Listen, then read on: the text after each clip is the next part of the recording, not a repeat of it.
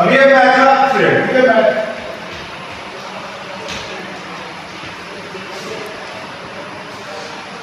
तो हम पढ़ रहे थे डिटरमिनेंट। तो डिटरमिनेंट में हमारे पास ये सवाल हो, कोई दो चर वाली समीकरण है, तो कोई इक्वेशन है, by suppose 2x plus 3y equal to 5। इसी के नीचे 3x minus 2y equal to 1।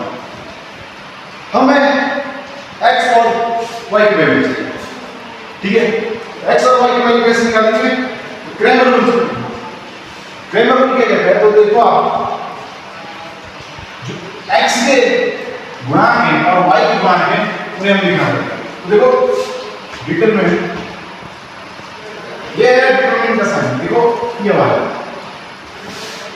तो यहां पर x और y के गुणांक देंगे 2 3 3 माइनस,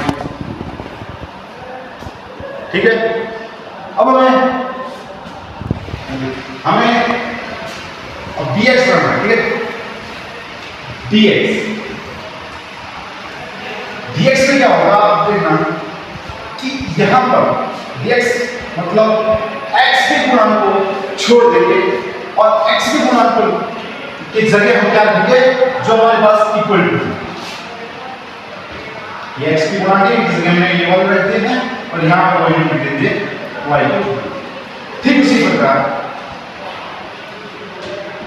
dy का हम बनाएंगे, तो यहां पर y के गुणांक छोड़ देंगे, x के लिख दो 2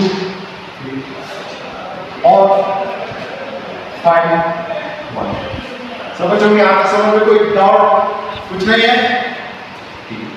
बोर्ड पर सबका ध्यान होना चाहिए। अब कितना मिला, अब इसको सॉल्व करो।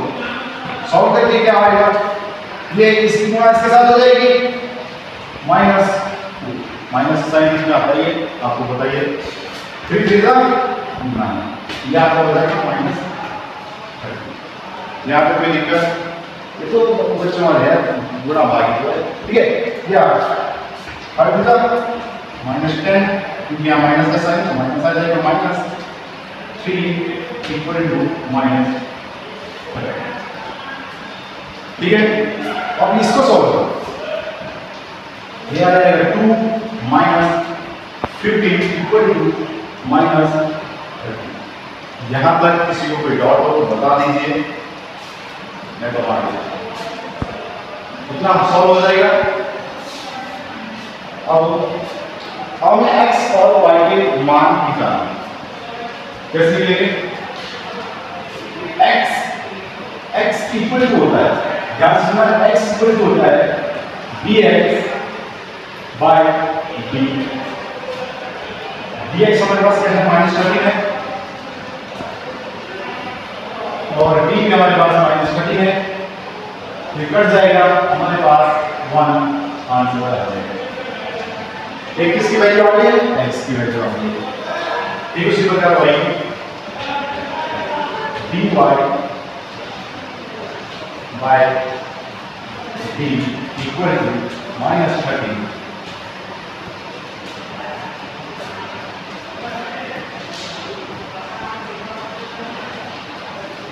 यहाँ तक क्लियर? किसी को कोई प्रॉब्लम तो बता दीजिए। अब हमारे पास x का मान हमारे पास 1 आ चुका है, y का मान हमारे पास 1। अब हमें देखना है क्या हमारा मान सही निकला है, क्या हमारा क्वेश्चन सही सॉल्व है। तो x और y का मान किसी भी एक इसमें इक्वेशन में किसी में भी रख सकते हैं। हम इसमें रख रहे हैं तो 2 × y, x का मान कितना है? 1 है, प्लस 3 y का मान हमारे पास 1 है इक्वल टू 5। ये हो जाएगा 2 प्लस 3 इक्वल टू 5।